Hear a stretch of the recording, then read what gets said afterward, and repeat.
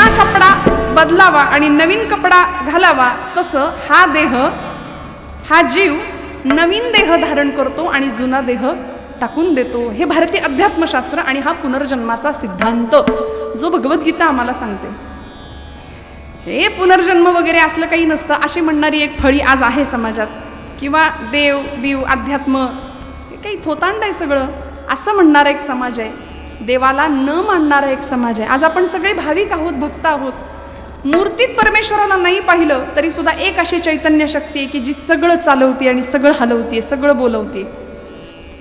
सगळ्या विश्वाची सत्ता ज्याच्या ताब्यात आहे असा परमात्म तत्व, चैतन्य शक्ती आज सगळीकडे, प्रत्येक सृष्टीच्या कणाकणामध्ये ते चैतन्य आहे. आणि ते चैतन्य तुम्हाला मला दिसत नाही, ते चैतन्य संतांनी ओळखले. या उपाधी माझी गुप्त चैतन्य असे सर्वत्र ते तत्वज्ञ संत जाणताती. संतांना ते चैतन्य कळलं, तुम्हाला मला कळत नाही. म्हणून आपण खोट्याला खरं समजून बसलो, खोट्या संसाराला खरं समजून बसलो आणि दुःखात पडलो. मग आम्ही दुःखी का? संसारी माणूस का दुःखी? आणि संतांकडे पाहिलं तर सुखाचं सगळं साम्राज्य ज्यांच्या चेहऱ्यावर आहे. माऊलींकडे पहा ना, ज्ञानोबरायांकडे काय आनंद. पाहिलं की आमचे डोळे भरून येतात, पाहिलं की अंतःकरण भरून येतं. माझी माऊली म्हणून आम्ही मिठी मारतो, माऊली माऊली माऊली. का? सगळ्या जगाची माय झाली. काय हेतू होता जीवनाचा? हेतू काय होता ज्ञानोबरायांच्या? कशा करता आले होते? माऊलींना विचारलं, ज्ञानोबराय तुम्ही कशा करता या जगामध्ये आलात? आता आपल्याला जर विचारलं तर आपण उत्तर देतो, कशा करता आलो आपण? कधीतरी विचारा ना स्वतःला, मी कशा करता आले इथं? Who I am. एक जण म्हणले, खाण्याकरता आम्ही जन्माला आलोय. म्हटलं मग खाता कशाला? जगण्याकरता. जगता कशाला? खाण्याकरता. याच्यातच चाललंय आमचं. या पलीकडे जाऊन माझ्या जीवनाचं काय प्रयोजन आहे? मी कशा करता जन्माला आलो याचा स्वतःला प्रश्न विचारावा. आणि ज्ञानोबरायांना विचारलं तर माऊली सांगतात, माझं जन्माला येण्याचं प्रयोजन आहे अवघाची संसार सुखाचा करीन, आनंदे भरीन तिन्ही लोक, जय जय वो शुद्धे उदारे प्रसिद्धे, अनवरत आनंदे वर्षतीये, आनंदाचे आवारू मांडू जगा. आणि मग मी हे काम करणार आहे इथं येऊन.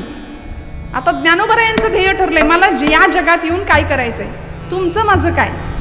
आम्ही पहिलं पै गाठी मारतो, पैसा सगळा सेविंगला जातो. जय जय रघुवीर समर्थ. आमच्या येण्याचं प्रयोजन एवढंच आहे, आम्ही इथे येतो, अगदी जपून जपून जपून काडीने संसार जमवतो. पहिला पै गाठी मारून पैसा सगळा सेविंगला जातो. ना देशाचा, ना धर्माचा, ना देवाचा विचार. आणि मग एक दिवस हे सगळं जमून इथंच ठेवून निघून जातो. येताना काय आणलंय? काही नाही आणलं.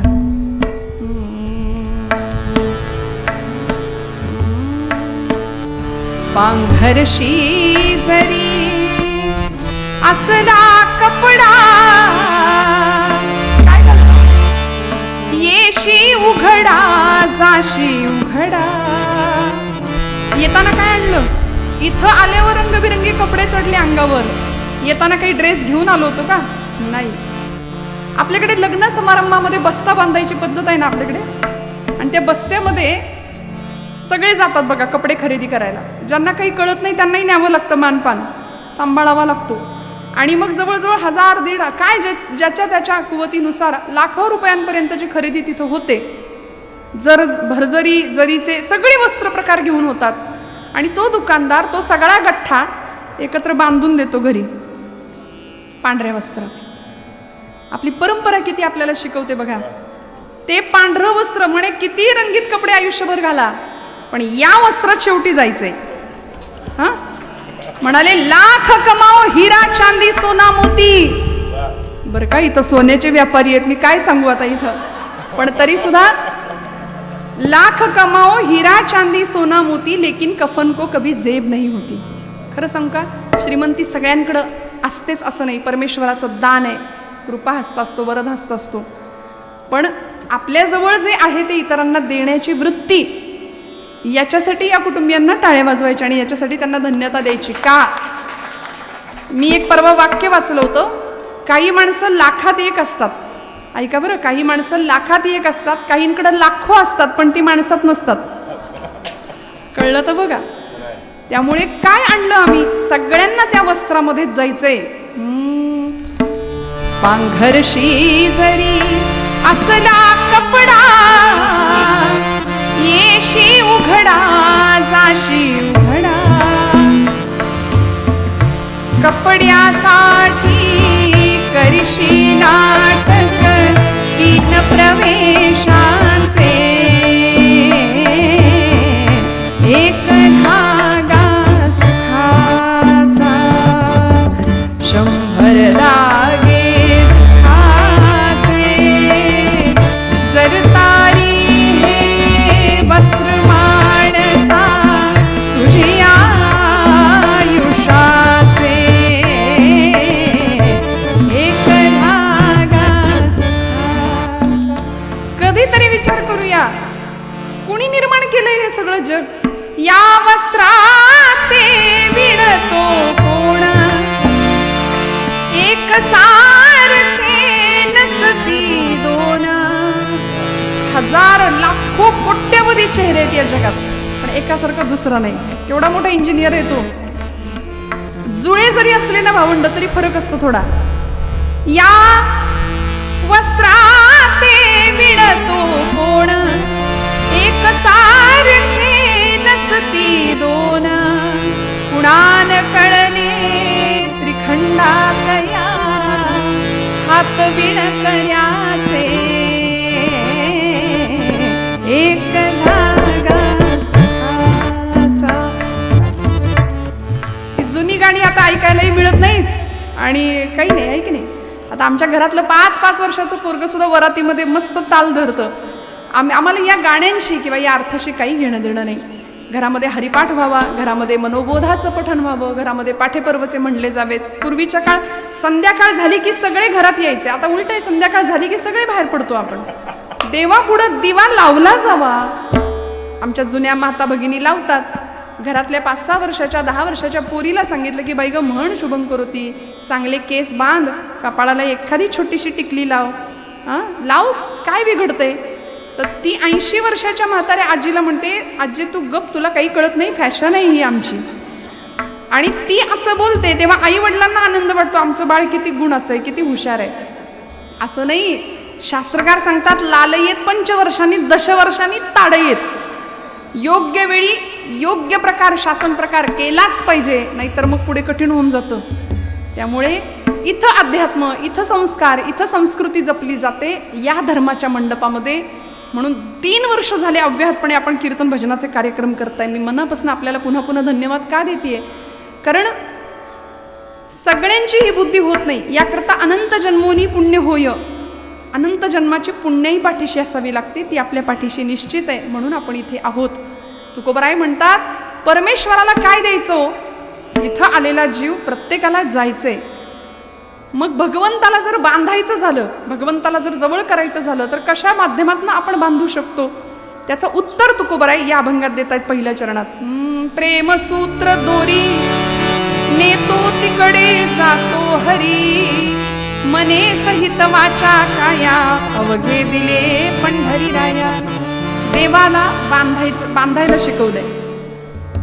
संतांनी त्याला बांधलं, सज्जनांनी त्याला बांधलं, साधूंना त्याला बांधता आलं, दुष्टांना त्याला नाही बांधता आलं. बघा, देवाला बांधण्याचा अनेकांनी प्रयत्न केला. कुणी कुणी केला?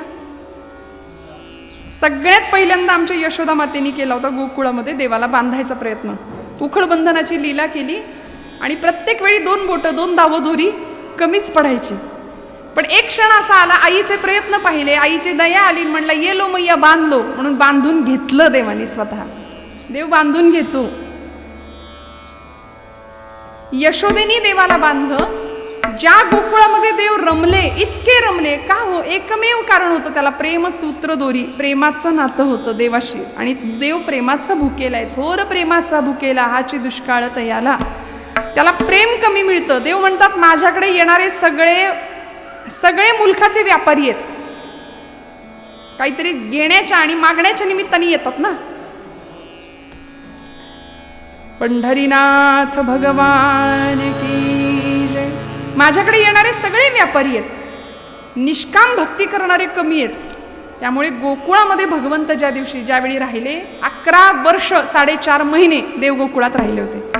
त्या गोकुळ सोडून जाताना काय अवस्था झाली होती हो गोपींची, यशोदेची काय अवस्था झाली होती. अक्रूर महाराज न्यायला आले होते आणि त्या गोपी अक्रूराला विचारायच्या, अक्रूरा आमच्या कृष्णाला न्यायला आलास का रे.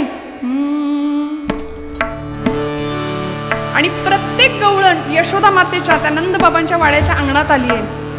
यशोदा गवळण म्हणती यशोदेला, कोठे गे सावळा. सांग सावळा कुठं आहे, कृष्ण परमात्मा कुठं आहे. का रथ शृंगारीला, सांगे गे मजला. एवढा रथ सजवून अक्रूर महाराज आलेत, सांग नेमकं चाललंय तरी काय, कृष्ण परमात्म्याला न्यायला आलेत का. एवढं कळलं मात्र. आणि यशोदेचं काय झालं असेल, ज्या आईला कळलं की हा माझा पुत्र आहे 11 वर्षापूर्वी, त्या आईला आज कळतंय की याची खरी आई मी नाही, याची खरी आई तिकडे आहे मथुरेमध्ये. काय यातना झाल्या असतील, काय अवस्था झाली असेल. म्हणून त्या आईसाठी भगवंत त्या गोकुळात रमले. ते मातृसुखाचं मातृसुख भगवंतांनी अनुभवलं. सगळ्या गवळणी यशोदेला विचारतात या प्रसंगामध्ये, का रथ शृंगारीला, सांगे गे मजला. अक्रूर जाऊ देत नव्हत्या, पण भगवंतांना जावं लागलं.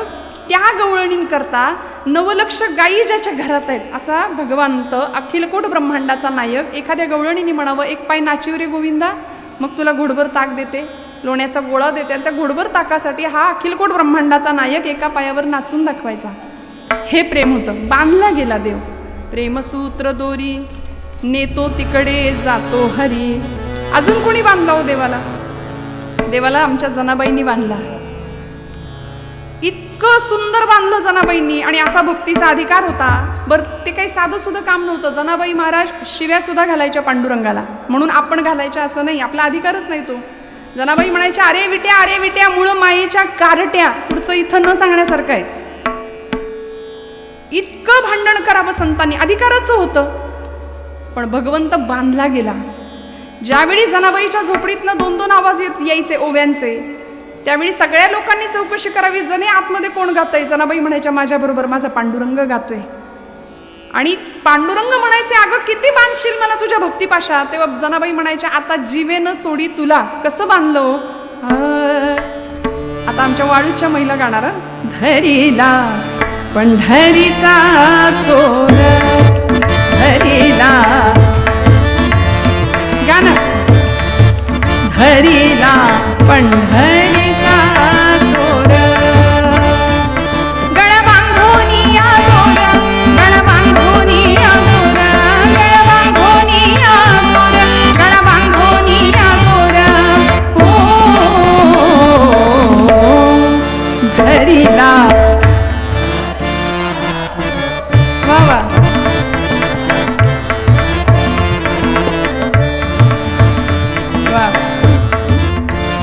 तुम्ही नाराज आहे का माझ्यावर. मागची माणसं आमच्यावर नाराज आहे का तुम्ही. मग तुम्ही पण म्हटलं तरी चालतं ना. आनंद घ्यायचा सगळ्यांनी भजनात. आम्ही भोजनाला कुठं मागे पाहतो का. भोजनाला पुढे असतो का नाही, भजनाला आम्ही मागे, असं नाही. म्हणा सगळे, गळा बांधोनी या दोर, गळा बांधोनी या दोर, गळा बांधोनी या दोर. वा वा. ओ धरीला. क्या बात है. वा वा.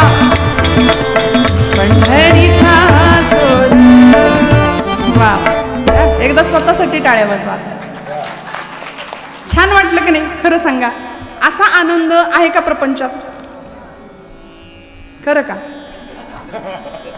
पण तरी सुद्धा माणूस घर बांधलं की गज वरती शिल्लक ठेवतो, पुढं मागं चढवू म्हणून. थांबायलाच तयार नाही हो प्रपंच. आम्हाला थांबवायला तयार नाही, थांबत नाही. मग खरं सुख कुठे आहे. तुकोबाराय सांगतात, जाऊ देवाची या गावा, जाऊ देवाची या गावा, देव देईल विसावा, देव देईल विसावा, देव देईल विसावा, देवा सांगू सुख दुःख, देवा सांगू सुख दुःख, देव निवारील भूक, देव निवारील भूक, देव असा कसाही बांधला नाही जात.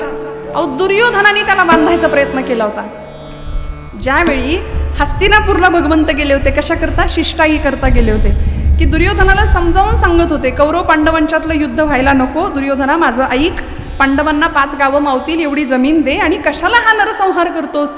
दुर्योधन म्हटला, अरे कृष्णा, 5 गावच काय, सुईच्या टोकावर मावेल एवढी सुद्धा जमीन पांडवांना मिळू देणार नाही. काय करायचं ते कर म्हटला. भगवंत म्हणले, तुमच्या कर्माने मरा, आता मार्गच नाही. यावेळी भगवंतांना बांधायचा प्रयत्न केला होता दुर्योधनाने. भगवंत नाही बांधले गेले, नाही बांधले गेले. उलट अर्जुनाला जे विराट रूप दर्शन कुरुक्षेत्रावर मिळालं ते दुर्योधनाला दिलं, पण त्याच्याकडे दिव्य चक्षु नसल्यामुळे ते घेता नाही आलं. भगवंत व्यापक आहे, विशाल आहे, अव्यय आहे, अजर आहे. साक्षी असलेला भगवंत, त्याच्या सानिध्यात राहणं. बघा, आपण मी मगाशी म्हटलं ना, देव मानतो किंवा मानत नाही असा एक समाज आहे आपल्याकडे. देवाला मानत नाही सहसा काही वर्ग, म्हणून तर शंका घेतो आपण. तुकोबरायांच्या वैकुंठ गमनाविषयी, ज्ञानोबांच्या ज्ञानेश्वरी, अहो ज्ञानोबा 1 की 2 म्हणले, 4 ज्ञानोबा आहे असं कोणीतरी बुद्धी आपली पाजळली होती काही वर्षांपूर्वी. म्हणाले 4 ज्ञानेश्वर असले पाहिजेत. म्हणले ते ज्ञानेश्वरी लिहिणारे ज्ञानेश्वर वेगळे, समाधी घेणारे ज्ञानेश्वर वेगळे, रेड्यामुखी वेद बोलवणारे ज्ञानेश्वर वेगळे, भिंत चालणारे ज्ञानेश्वर वेगळे. कारण 16-21 वर्षाच्या वयामध्ये एवढा चमत्कार किंवा एवढं अलौकिक कार्य होऊ शकतं हे या बुद्धीला पटत नाही, म्हणून आपल्याला तो चमत्कार वाटतो. पण साक्षात महाविष्णूचा अवतार म्हणजे ज्ञानोबाराय आहेत. भिंत चालवली का ज्ञानोबांनी? असं कुठं असतं का? छे, भिंत वगैरे काही चालत नाही असं विचारणाऱ्यांनी, बरं का, मला असं प्रामाणिकपणे वाटतं, ज्याला विचारावंसं वाटतं ना, ज्ञानोबारायांनी भिंत चालवली का, त्यांनी आधी स्वतः वाघावर बसून यायचं आणि मग विचारायचं, खरंच भिंत चालली आहे का? नाही ना, आम्ही नको तिथे शंका का घेतो? तुकोबरायांच्या वैकुंठ गमनाविषयी आम्ही शंका घेतो. पण तुकोबराय वैकुंठाला गेले होते, ज्ञानोबरायांची भिंत चालली, तुकोबरायांच्या वह्या कोरड्यावरती आल्या. रेणूचं ज्ञान आणि त्याही पलीकडे असलेले तुकोबरायांना पाण्यातनं वह्या कोरड्या काढायला काय अवघड आहे? विज्ञानाच्या कितीतरी पलीकडे आमचं अध्यात्म आहे. जिथं विज्ञान संपतं तिथं अध्यात्म सुरू होतं हे आम्हाला माहिती असतं, तरी सुद्धा आम्ही ऐकत जाणवत नाही, आतमध्ये शोध घेत नाही. बाबा महाराज सातारकर फार सुंदर म्हणायचे, तुम्ही देवाला माना किंवा मानू नका, त्यांनी तुम्हाला मानले एवढं तरी माना. तुम्ही त्याला माना किंवा मानू नका, त्यांनी आपल्याला मानले एवढं लक्षात ठेवा. आणि ज्या दिवशी तो तुम्हाला मानणार नाही त्या दिवशी आपल्या घरासमोर गर्दी जमेल, माणसं म्हणतील उचला आता संपला यांचा कार्यक्रम. देव आहे आतमध्ये आहे ना, साठविला हरी जी हे हृदय मंदिरी, हृदय बंदी खाना केला आता विठ्ठल कोंडीला. तो आहे म्हणून सगळं चाललंय, एकदा का तो निघून गेला की मग कुणीच आपल्याला विचारत नाही ना. मग जोपर्यंत आपण आहोत ना तोपर्यंत प्रत्येक श्वास, प्रत्येक क्षण, आणि येणारा काळ इतका भयानक आहे. माऊलीत अर्जुनाच्या निमित्ताने तुम्हाला मला सांगतात, तरी झडझडोनी वहिला निघ ये भक्तीचे वाटे लाग, तई पावसी अव्यंग निजधाम माझे. आता वेळ नाही, कधी क्षण, कुठल्या क्षणावर काळाचा घाला येईल. परवाचा विमान अपघात आपल्याला सांगून गेला, काही दिवसांपूर्वी घडलेला, बरोबर ना, की कुठल्या क्षणाचा भरोसा नाही. अनेक प्रसंग जगामध्ये घडत राहतात. वाट्याला आलेला प्रत्येक क्षण आपण जगू की नाही याची खात्री या चालत्या काळात अजिबात नाहीये. त्यामुळे क्षणभंगूर असलेलं जीवन क्षणक्षणाहाची करावा विचार, तरावा या पार भवसिंधू, नाशिवंत देह जाणार सकळ आयुष्य खातो काळ. सावधान, सावधतेचा इशारा दिला. मग कसं भगवंताला काय अर्पण करायचं? तुकोबराय म्हणतात, मने सहित वाचा काया अवघे दिले पंढरी राया. देवाला मन द्यायचं, वाचा म्हणजे वाणी द्यायची, आणि काया म्हणजे शरीर द्यायचं. म्हणून वारी का करायची बघा, वारीमध्ये कायिक, वाचिक आणि मानसिक तप घडतं. देहाने आपण चालतो, कायिक तप आहे, मुखाने नामस्मरण घेतो, तिथं काही प्रपंचाच्या गप्पा नाही मारत कोणी. ते मारणारे असतात ते वारकरी नसतात. वारीत सगळे हौशे गौशे नवशे सगळे असतात की नाही. त्यामुळे कायिक तप, वाचिक तप आणि मानसिक तप. वाचिक तप काय आहे? 2 मैत्रिणी एकमेकींना भेटल्या, सहसा काय बोलल्या पाहिजेत? पंढरपूरचं वर्णन केलं ज्ञानोबरायांनी आपल्या एका गवळणीत. आणि दोन सख्या एकमेकींमध्ये गुज करतायत, बोलतायत. सखी पुसे सखी येसी. दुसरी एक सखी दुसऱ्या सखीला विचारते, सखी पुसे सखी येसी. युगे झाली 28, अद्यापी कर अद्यापी वर कटेवरी कर भिवरातीर वाळवंटी संत सभा सभा. देव का हो विटेवरी उभा उभा. देव का हो विटेवरी उभा उभा. देव का हो विटेवरी उभा उभा. एकीनं दुसरीला प्रश्न विचारला. दुसरी सांगते, बाई वेदांना सुद्धा नाही याचं उत्तर देता आलं. पुसू नका बाई वेदासी काही कळलेची नाही. शेष शिणला झाल्या 2,000 जिव्हा जिव्हा. देव का हो विटेवरी उभा.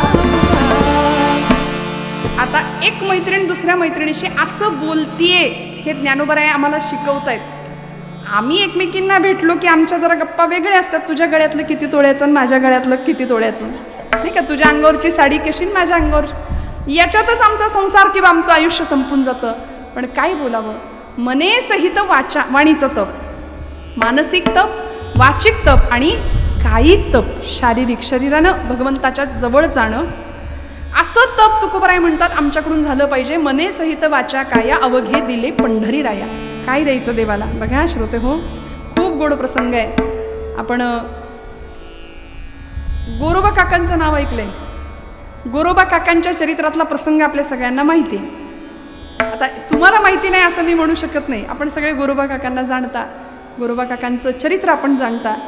अधिकार एवढा मोठा होता गोरोबा काकांचा की मडकं कच्चं की पक्क हे ठरवण्याकरता काकांना बोलवलं होतं. आणि ज्यांनी ज्ञानोबांच्या, निवृत्तीनाथांच्या, मुक्ताईच्या, नामदेवांच्या डोक्यावर आपटून सांगितलं होतं की हे मडकं कच्चं आहे, हे मडकं पक्क आहे.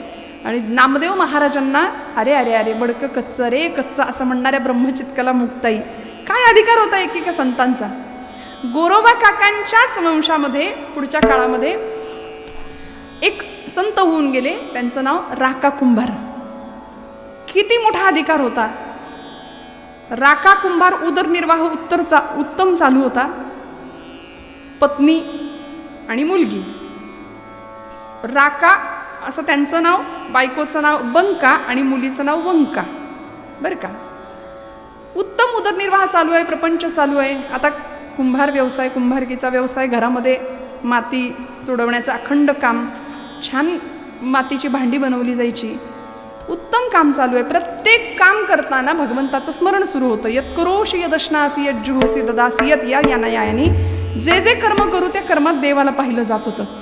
आणि असं असताना त्या राकांनी एक मांजर पाळली होती बरं का. आणि दिवसामागून दिवस चालले, छान प्रपंच चालू आहे. एक दिवस ती मांजर व्यायली, 5 पिल्लं झाली तिला. आता कुंभार म्हटलं की कुंभाराच्या घरी काय असतं, काय असतं, मडकी. पण ती मडकी कशात भासतो आपण, आवा. आता हे आवा तुम्हाला माहिती आहे, पण आम्हाला आवा म्हणजे ते आवा चालली पंढरपूरला त्यातली आवा आहे की काय असं वाटतं. मग भट्टी, त्या भट्टीला आपल्याकडे आवा शब्द आहे.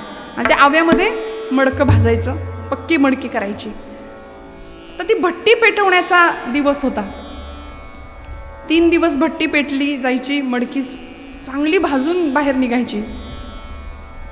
आणि ती मांजर जी होती ना, तिने ती आपली पिलं त्या एका ओली कच्ची अशी मडकी तिथं ठेवली होती. त्यातल्या एका मडक्यामध्ये त्या मांजरीनं आपली 5 पिल्लं ठेवली आणि ती निघून गेली. तर मांजर आपल्या पिलांचा मुक्काम बदलते हे सगळ्यांना माहिती आहे. त्या मडक्यात, ओल्या कच्च्या मडक्यामध्ये तिने आपली 5ही पिलं ठेवली आणि ती निघून गेली. तो दिवस होता भट्टी पेटवण्याचा. राकांनी भट्टी पेटवली आणि कच्ची मडकी आतमध्ये टाकायला सुरुवात केली. ज्या मडक्यात पिलं होती ते मडकं सुद्धा हाताशी आलं आणि ते भट्टीत गेलं. भट्टी पेटली, धूर बाहेर निघायला लागला. आणि जसा धूर निघतोय तसं गावात फिरणाऱ्या मांजरीला कळलं काय गडबड झाली. प्राण्यांना खूप कळतं, मातृत्व निसर्गामध्ये, प्राण्यांमध्ये किती मोठ्या प्रमाणात आहे. त्या मांजरीनं धाव घेतली भट्टीच्या दिशेने आणि ती आगीत पडायला लागली, आगीच्या दिशेने धाव घ्यायला लागली.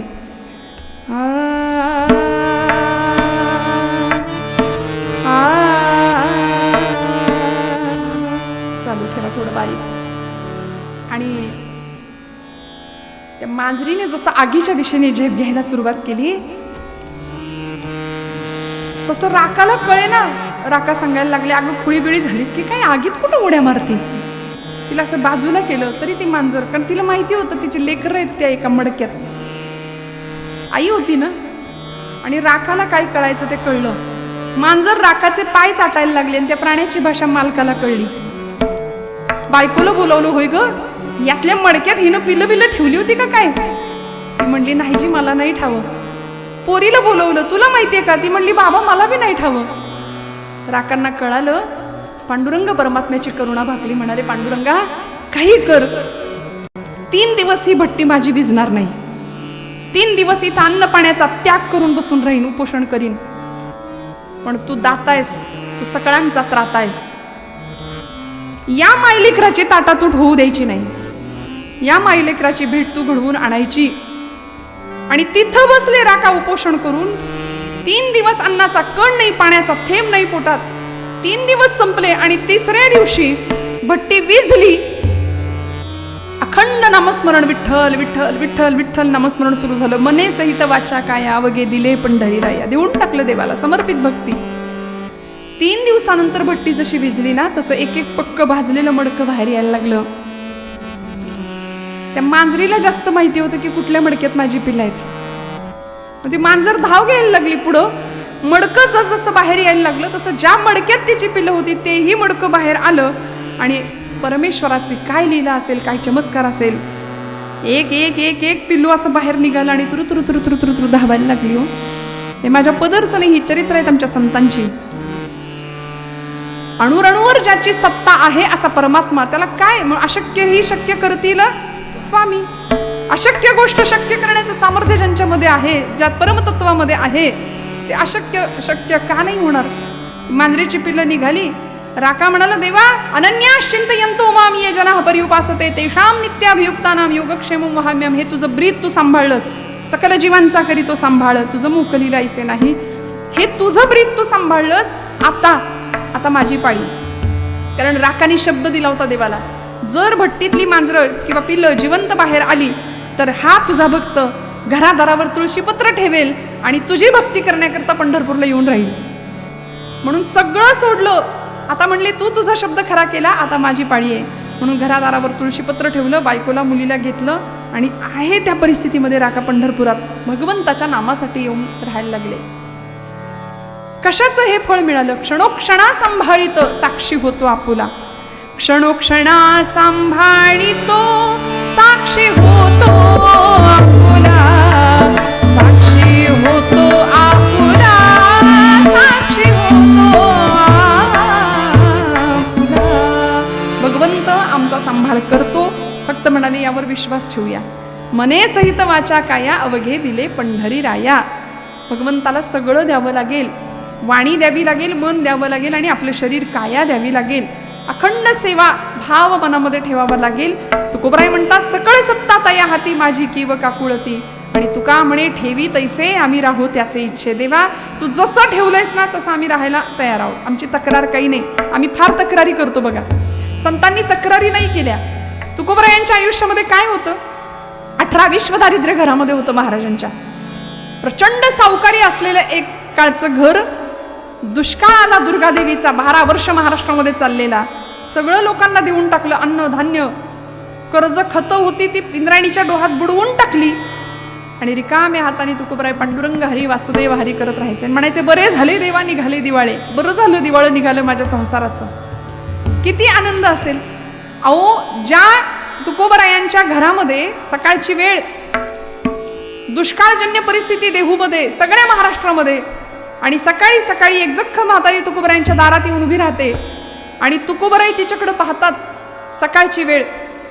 त्या म्हातारीनं तुकोबरायांना काही बोलण्याच्या आत तुकोबरायांनी तिच्या अंगावरचं लुगडं पाहिलं. 8-10 ठिकाणी ते लुगडं फाटलेलं. संतांचं हृदय कसं असतं बघा. महाराज गेले आणि सकाळची वेळ आपली पत्नी म्हणजे जिजाई आईसाहेब अवला माता मोरीत स्नान करत होत्या. आता जुन्या बायकांची पद्धत आहे, नेसायचं वस्त्र निर्या करून भिंतीवर ठेवलेलं. आंघोळीला सुरुवात केली, वस्त्र भिंतीवर ठेवले, नेसण्याचं लुगडं. तुकोबरायांनी त्या म्हातारीच्या अंगावरचं वस्त्र पाहिलं, आतमध्ये आले. ते भिंतीवर ठेवलेलं लुगडं घेतलं आणि तिला दिलं त्या म्हातारीला आणि म्हणाले आता 120च्या स्पीडनी जा, कारण मागणं भूकंप येईल तुझ्या. आता माहिती होतं तुकोबरायांना स्वभाव. जिजाई आईसाहेबांनी ज्यावेळी स्नान आटोपल्यानंतर साडी नेसण्याकरता लुगड्याला हात लावला, हाताला काही लागलं नाही, डोळ्यातनं टचकन पाणी आलं आणि तुकोबरायांचा स्वभाव माहिती होता. साडी देऊन टाकली हे कळलं. तुकोबरायांना काही नाही म्हणाल्या, पांडुरंग परमात्म्याशी भांडण केलं असं वैर पक्क होतं ना आईसाहेबांचं. म्हणाल्या अरे दिलं, माझं लुगडं दिलं याचं मला वाईट नाही वाटत, पण माझा तुझा दास आहे तो, माझा नवरा, माझा पती अखंड तुझ्या भजनात असतो आणि आज माझ्यावर ही वेळ आलीस ना, वस्त्र दिलं त्याची चिंता नाही, पण आता अब्रू कशाने झाकू सांग. हा औला आईनी पांडुरंगाला विचारलेला जाब आहे, प्रश्न आहे. आणि माझ्या पदरचं नाही, महिपत बुवांनी चरित्र लिहिलंय. महिपत बुवा सांगतात या प्रसंगामध्ये जिजाई आईसाहेबांच्या अंगावर पांडुरंग परमात्म्याने आपला पितांबर दिलाय नेसायला, अंगावर झाकलाय. महाराज म्हणतात नको चिंता करू वस्त्र या पोटाची, माऊली आमुची पांडुरंग सगळं सांभाळतो ना. फक्त अहंता आणि ममता या दोन गोष्टींचा त्याग केला. अहंता म्हणजे मी आणि ममता म्हणजे माझं, मी माझं, एवढा त्याग केला की भगवंत आपल्याला जवळ करतो. हा आशय मनात ठेवूया. तुकोबराय हाच संदेश आम्हाला पूर्वरंगाच्या मूळ पदात देतात आणि महाराज म्हणतात देवाला बांधता येतं. कसं बांधता येतं तर त्या प्रेमाच्या सूत्रांनी देवाला आम्हाला बांधता येईल.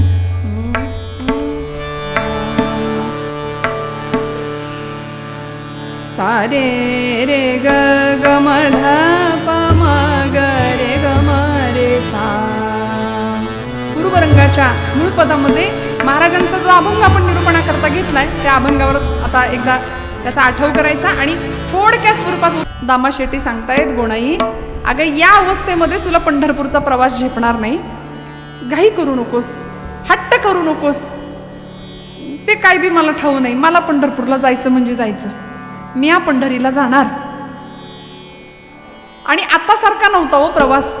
पूर्वीचा प्रवास मजल दर मजल बैलगाडीने प्रवास करायचा.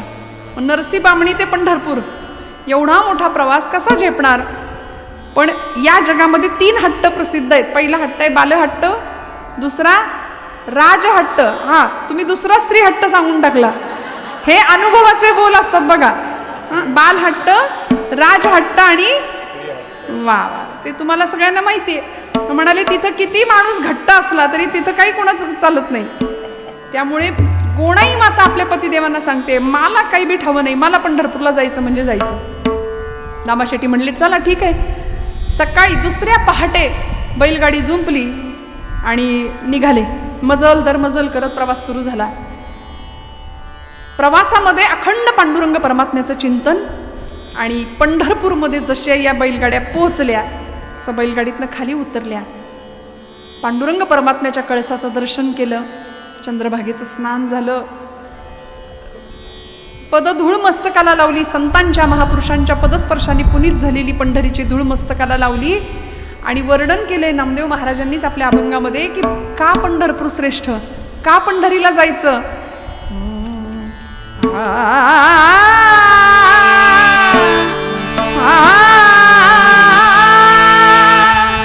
आधी रचिली, आधी रचिली, आधी रचिली,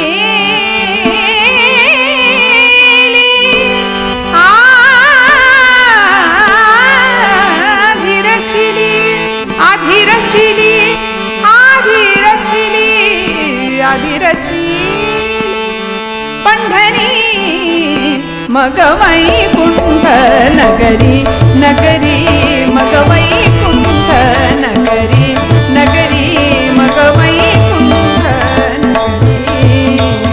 जेव्हा नभते चराचर हो, जेव्हा नभते चराचर तेव्हा होते पंढरपूर, तेव्हा होते पंढरपूर, तेव्हा होते पंढरपूर, तेव्हा होते पंढरपूर मग वैकुंठ नगरी, नगरी मग वैकुंठ नगरी, नगरी मग वैकुंठ नगरी.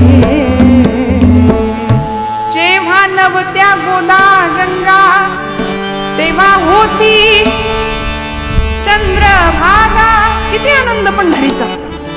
आणि या पंढरपुरामध्ये हे सगळं कुटुंब आलं, भगवंताचं दर्शन झालं आणि आता दामा शेट्टी म्हणतायत आता परतीच्या प्रवासाला गोणाई निघायला पाहिजे आपल्याला. गोणाई माता म्हणते आता नाही, आता पंढरपूर सोडायचं नाही, आता इथंच राहायचं, पंढरीतच राहायचं आणि पंढरीच आपली कर्मभूमी बनवायची, इथंच नामस्मरण करायचं. सगळा परिवार पंढरपूर क्षेत्रामध्ये राहिला. आता शिंप्याचं कुळ होतं त्यामुळे कपड्यांचा व्यवसाय पंढरपूरच्या बाजारपेठेमध्ये निर्माण झाला आणि छान उदरनिर्वाह चालू आहे दिवसामागून दिवस. आणि गोणाई माता गर्भवती असल्या कारणाने 9 महिने 9 मास भरले आणि कार्तिकी एकादशीचा दिवस आणि प्रसूत झाल्या. संतश्रेष्ठ नामदेव महाराजांचा जन्म उदरी झाला.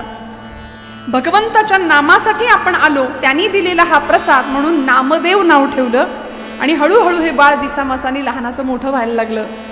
बघा, नामदेव महाराजांनी स्वतःचं आत्मचरित्र लिहिलंय आपल्याच गाथेमध्ये, नामदेव गाथेमध्ये जणू काही स्वतःचं आत्मचरित्र लिहिलं. पांडुरंग परमात्म्याशी नामदेवांचं नातं इतकं सुंदर होतं. नामयाचे प्रेम केशवची जाणे, केशवासी राहणे नामयापासी. देव नामदेवांशी बोलायचे. विठुरायाचे प्रेम भंडारी होते नामदेव महाराज. देव नामदेवांशी बोलायचे. आपलं गुज नामदेवांना सांगायचे देव की तिही त्रिभुवनी नाही मज कोणी, सांगे चक्रपाणी नामयासी. नामया तुमच्याशिवाय, तुम्हा भक्तांशिवाय माझ्या मला दुसरं कुणी नाही. म्हणून आषाढी कार्तिकी विसरू नका मज, सांगत असे गुज पांडुरंग. मला विसरू नका आषाढीला आणि कार्तिकीला, मला भेटायला या. हे पांडुरंग सांगतात नामदेवांना. इतका अधिकार नामदेवांचा. बघता बघता मोठे झाले, 5 वर्षाचे झाले आणि काय घडलो आपल्या सगळ्यांना कथा माहिती आहे. या 5व्या वर्षी दामा शेट्टींनी आपल्या लेकराला एका संध्याकाळी बोलावलं आणि सांगितलं, नामया माझा नित्याचा दिनक्रम आहे की मी रोज पांडुरंगाला नैवेद्य अर्पण करतो आणि माझ्या कामाला निघून जातो. उद्याचा नैवेद्य पांडुरंगाला तुला द्यावा लागेल, कारण मी माझ्या कामाकरता परगावी चाललोय, माझ्या व्यापाराच्या कामाकरता मी निघालोय. तेव्हा उद्याचा नैवेद्य पांडुरंगाला देशील का? 5 वर्षाचे नामदेव महाराज होते. बाबांना म्हणले, बाबा हो तुमचं काम मी करणार. कारण ते आताच कार्ट नव्हतं. आई वडिलांची आज्ञा जो न सांगता पूर्ण करतो तो उत्तम पुत्र आहे. आज आपल्या लेकरांना संस्कारांची का गरज आहे? मी हात जोडून जिथं जाते तिथं सांगते की लेकरांना घेऊन कीर्तनाला येत जा. म्हणजे ती कार्टी इथं येऊन झोपली तरी चालतील, पण इथं झोपेत जे ऐकतील ते चांगलं असेल आणि घरी जागेपणी जे टीव्हीवर बघतील ते वाईट असेल. आणि आत्ताचा काळ भीषण आहे, भयान आहे. मी आपल्याला राग आला तरी सांगते, हात जोडून सांगते. मोबाईलचं व्यसन फक्त लहान मुलांना नाही, सगळ्यांना आहे. सगळे ॲडिक्ट आहेत, लहानांपासून मोठ्यापर्यंत. शरीराचा तो एक अवयवच होऊन गेलाय आमच्या सगळ्यांच्या. नाही जमत त्याच्याशिवाय, बरोबर ना? पण तरी सुद्धा तंत्रज्ञानाच्या किती आहारी जायचं आणि आपला आत्मशोध आपण विसरून जातो. मग ते बाजूला ठेवावं आणि थोडंसं आत्मचिंतन करता येईल का, स्वतःचा शोध घेता येईल का, यासाठी ही संत चरित्र आहेत. माझ्या तरुण भावंडांना मला सांगावं वाटतं, आपल्या घरामध्ये माता आहे, पिता आहे, आई वडील आहेत. आज काकांचं 3रं श्राद्ध म्हणजे 3रं पुण्यस्मरण आहे. घरातली वडीलधारी माणसं आपल्याकरता काय देऊन जातात. माऊली म्हणते, येथ वडील जे जे करीती त्या या नाम धर्म ठेवीती. मोठ्या माणसांवर जबाबदारी असते. आज आमची लेकरं आईला आई, पित्याला बाप म्हणायला तयार नाहीयेत. संवाद संपलाय. अनेक घरामध्ये असं चित्र आहे, मुलगा घरात आला की बाप निघून जातो आणि बाप घरात आला की मुलगा निघून जातो. मुलगा मोठा झाला की दोघांमध्ये संवाद राहत नाही. माता पित्यांमध्ये संवाद नाही, नात्यामध्ये आर्द्रता नाही, स्नेह नाही, कदर नाही. का आम्ही सोफिस्टिकेटेड झालो. पूर्वीची माणसं गरीब होती, घराघरात टी व्ही नव्हता. बरं असला तरी तो साधा black and white T V होता, पण टी व्ही जरी रंगीत नव्हता तरी माणसाची मनं रंगीत होती, है की नाही? बरं घरातलं एक माणूस कायम अँटिन्यावर असायचं. आल्या का मुंग्या, गेल्या का मुंग्या, तरी आनंद होता, तरी आनंद होता. घरातला एक माणूस कायम वर असायचं. प्रचंड म्हणजे जुन्या माणसांना आठवत असेल, आपल्या तुमच्या काळी पिझ्झा बर्गर काही नव्हतं, भाकरी साधी, त्या भाकरीला तेल मीठ कूट सगळं लावून द्यायचं. That was our pizza, that was our burger. किती आनंद होता. लेकरं किती सुखाने खेळत होती, काय सुट्ट्यांमध्ये काय आनंद घेत होती. आता नाही, आता सतत ते डबडं हातात आहे. त्याच्यामुळे मन, मेंदू आणि मस्तिष्क सगळ्यावर परिणाम होतोय. बुद्धीची क्षमता संपतीये, आकलन क्षमता संपतीये, ग्रहण क्षमता संपतीये, स्मरणशक्ती काम देईन अशी झालीये. इतकं विचित्र सगळं नुकसान होत चाललं. म्हणून बरं, दोष मुलांना नाही देऊ चालत ना. परवा तर मी एक विलक्षण दृश्य पाहिलं होतं. अगदी तान्हं बाळ पाळण्यातलं, त्या पाळण्याला वरती मोबाईल लावला होता, अडकवला होता. ते जन्माला आल्यापासूनच मोबाईल बघायला त्यांनी सुरुवात केली. असो, माझा हा विषय नाहीये खरं तर, पण आपण किती एखाद्या गोष्टीच्या आहारी जायचं आणि कशा करता ही संतचरित्र ऐकायची. नामदेव महाराज 5 वर्षाचे होते आणि 5व्या वर्षी दामाशेट्टी सांगतायत नैवेद्य तू द्यायचा. आपण सगळे नैवेद्य देतो, देवाला नैवेद्य दाखवतो, लगेच काढून घेतो. खाल्लं बिल्लं तर करायचं काही देवानी, पण समर्पण हा भाव होता संतांचा. आपण समर्पित भावाने नैवेद्य अर्पण नाही करत. शंकराचार्यांना एकाने विचारलं होतं की देवाला नैवेद्य का अर्पण करायचा असतो. बरं, तोच आपण खातो ना, मग द्यायचा कशाला. तर त्यामागे एकच भाव आहे की पेढ्याचा पुडा बघा आपण देवळात नेतो, तो नेण्याच्या आधी काय असतात, ते पेढे असतात. देवाला अर्पण करून परत माघारी येतो त्यावेळी तो काय होतो, तो प्रसाद होतो. तसं अन्न भगवंताला समर्पित करायचं, हे तुझं आहे, तू दिलंय म्हणून मी सेवन करतो, ही कृतज्ञता ठेवायची. आणि मग ते जेवण नाही राहत, तो काय होतो, प्रसाद होतो. आणि प्रसाद असतो प्रसन्नता, ही भारतीय संस्कृती. प्रसादाचं सेवन केल्यानंतर अन्नात जायते बुद्धी, आमची बुद्धी तशी घडते, आमचा आचार विचार तसा घडतो. म्हणून आजपासून मी एक तुम्हाला अगदी विनंतीपूर्वक सूचना करते की जेवणाला जेवण म्हणू नका. जेवलात का, काही माणसं म्हणतात गिळलं का आज, इतकं वाईट बोलण्यापेक्षा म्हणा ना प्रसाद घेतला का आज. अन्न आहे ना, अन्न हे पूर्ण ब्रह्म आहे. चला प्रसादाला, घेताय का प्रसाद, प्रसाद घेतला का आज. कारण देवाला दाखवल्यानंतर ते अन्न नाही राहत, तो प्रसाद बनतो. त्यामुळे अन्न नैवेद्य, दामाशेट्टींचा नियम होता नैवेद्य अर्पण करायचा, त्याशिवाय अन्न ग्रहण करायचं नाही. आणि दुसऱ्या दिवशी पहाटे वडिलांनी सांगितल्याप्रमाणे नामदेव महाराज उठले. किती वर्षाचे होते, 5 वर्षाचे. पहाटे उठले आणि आईच्या मागे लागले, आई लवकर जेवायला तयार कर, मला पांडुरंगाला नैवेद्य अर्पण करायचंय. गुणाई माता म्हणते, अरे उठले उठले देव जेवतो का कुठे, पहाट अजून उजडू दे, मग माध्यान्हीच्या वेळी मी तुला ताट बनवून देईन, मग जा. कशी बशी दुपार झाली, वेळ काढला, भूक लागलेली प्रचंड, पण देव जेवल्याशिवाय आपण जेवायचं नाही. हा दामाशेट्टींचा हट्ट होता. नामया लक्षात ठेव, देव जेवल्याशिवाय आपण जेवायचं नाही. एवढंच लक्षात ठेवलं आणि नामदेव महाराज भर दुपारी वाध्यान्नीला जेवणाचं ताट घेऊन निघाले. पांडुरंगाच्या त्या राऊळामध्ये आले, पांडुरंगासमोर ताट ठेवलं. 5 मिनिटात संपवणारे, काळजी करू नका, खूप डिस्टर्बन्स मला आहे आता, पण झालं संपलं, 5व्या मिनिटात मी कीर्तन संपवणार आहे. ताट ठेवलं, पाणी फिरवलं आणि भगवंताला सांगितलं करा सुरुवात देवा. आता एवढ्या अर्जावानी देव जेवतो का, आपल्याकडून जेवलाय कधी, जेवलाय कधी तुमच्याकडून. देव जेवत नाही म्हटल्यानंतर 5 वर्षाचे नामदेव महाराज देवाला सांगतायत, देवा अरे जेवणार रे बाबा, तुला नैवेद्य द्यायचा, बाबांनी सांगितलंय देव जेवल्याशिवाय आपण जेवायचं नाही, मी लवकर उठलोय, मला भूक लागली रे, जेवणार रे पांडुरंगा. शाण ऐक नाही माझं बाळ, आई आपल्याला करते ते सगळं तिथं चाललं होतं. पांडुरंगा शाण ऐक नाही तू, जेव बरं जेव बरं, तरी देव जेवे ना. एक क्षण असा आला, पांडुरंगा आता जर जेवला नाहीस ना, इथं मला भूक लागलीये, चुलीतलं जळकं लाकूड घेऊन येईन, पटकन जेवण करून मोकळा हो. तरी पांडुरंग जेवेना. सगळे उपाय झाले, बराच वेळ झाला, भूक लागून गेली. 5 वर्षाचं लेकरू. पांडुरंग परमात्म्याला सांगितलं, पांडुरंगा आता तू जेवला नाहीस तर बाबा येतील, बाबा मला विचारतील देव जेवला का, आणि तू जेवला नाहीस मग बाबा मला मारतील, त्यापेक्षा इथं तुझ्या पायरीवर डोकं आपटून जीव देतो, पण जेव. म्हणून पायरीवर डोकं आपटणार, एवढ्यात डोक्याला लागलं नाही, गाभाऱ्यातनं आवाज आला. डोक्याखाली जणू काही मौसर हात लागला आणि गाभाऱ्यातनं आवाज आला, नामदेवा दगडाचा देव कधी जेवतो का रे. नामदेव महाराज हुशार, म्हणाले दगडाचा देव कधी बोलतो का रे. बोललास, चाटून पुसून स्वच्छ कर म्हणाले. सगळं ताट चाटून पुसून देवाला स्वच्छ करायला लावलं नामदेव महाराजांनी. ही 5 वर्षाची ताकद होती, ही सिद्धी होती. देव येत नाही असं नाही, देव येतो, आपण त्याला बोलवत नाही, आपण लेकरू होत नाही, आपण हट्ट करत नाही, आपण आर्त स्वरांनी त्याला बोलवत नाही, आर्त स्वरांनी त्याला बोलवत नाही. चमत्कार तेव्हाच घडतात जेव्हा आमच्या मनातला श्रद्धाभाव दृढ असतो. देव कधीही चमत्कार दाखवत नाही.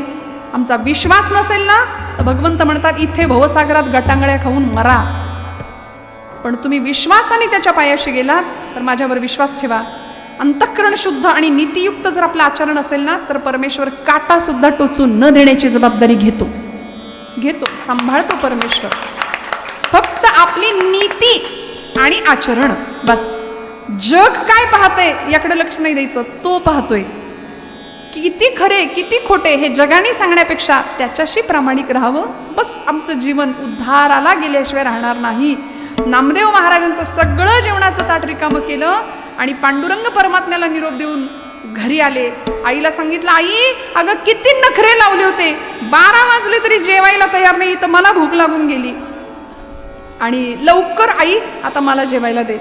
गुणाई मातेने नैवेद्याचं ताट पाहिलं आणि संतापल्या. नाम्या, कार्ट्या संपवून आलायस तिथं आणि म्हणतोस भूक लागली. अगं आई खरंच नाही मी खाल्लं. मग कोणी खाल्लं? अगं ज्याच्यासाठी दिलं होतंस त्यांनी खाल्लंय. नाम्या, खरं सांग कोणी संपवलंय? नैवेद्य कोणी ग्रहण केला? अगं आई देव जेवला. नाम्या, खोटं कधीपासून बोलायला लागला? आई अगं खोटं कसं बोलायचं ते माहिती नाही मला. आई खरंच नाही मी जेवलो, आई देव जेवला ग. गुणाई माता सांगतायत, नामया देव जेवला. कुणी बघितलं रे? कुणी कशाला बघायला पाहिजे? मी बघितलं, मी पाहिलंय. या डोळ्यानी मी ग पाहिला,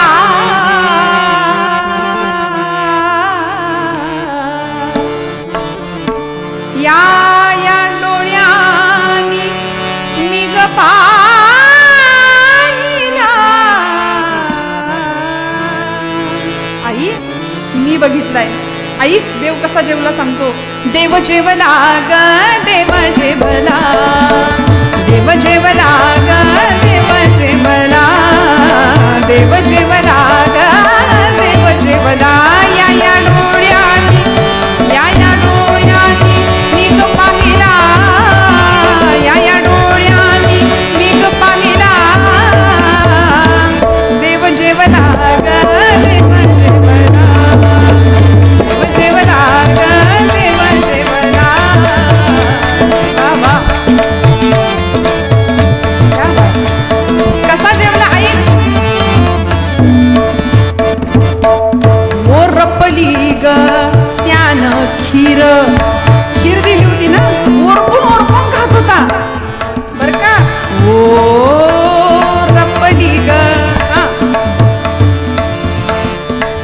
ओरपली ग त्यानं खीर, तोंडी लाविली कोशिंबीर. भुरका आमटीचा, भुरका साराचा मारियला ग. भुरका मारतो ना आपण, भुरका साराचा मारियला ग. देव जेवला ग, देव जेवला, देव जेवला ग, देव जेवला, देव जेवला ग, देव जेवला.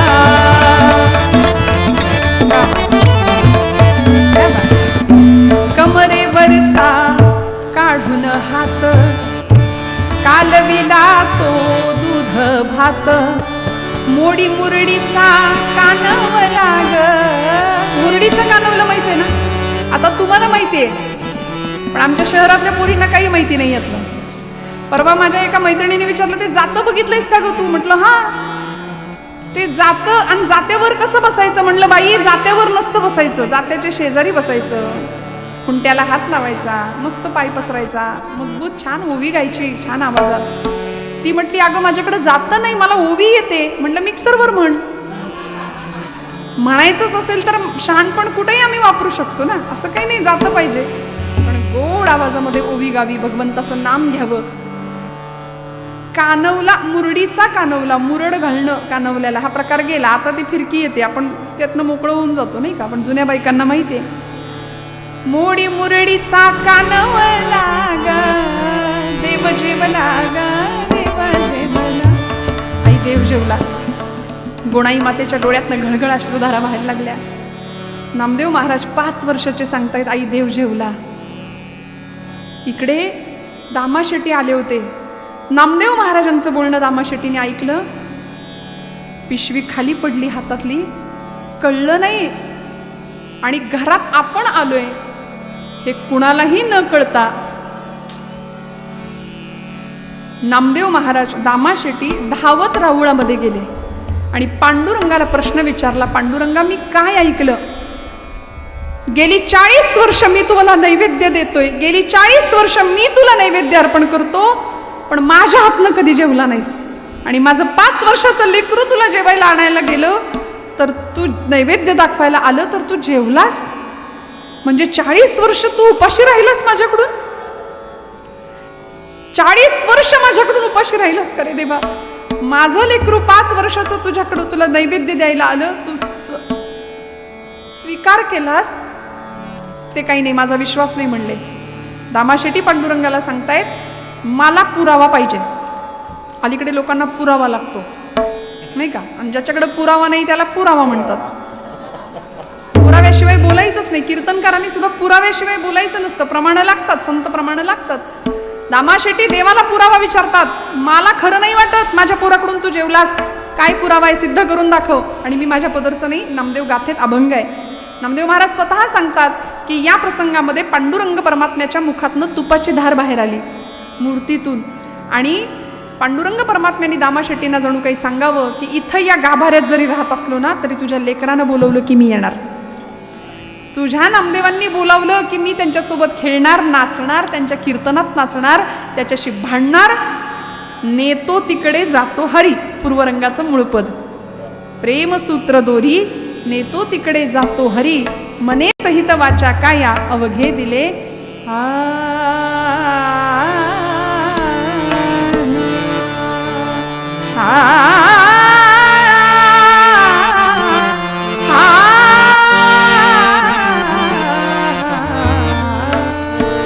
घ्या वाटायला घ्या. फुलं वाटायची आहेत का?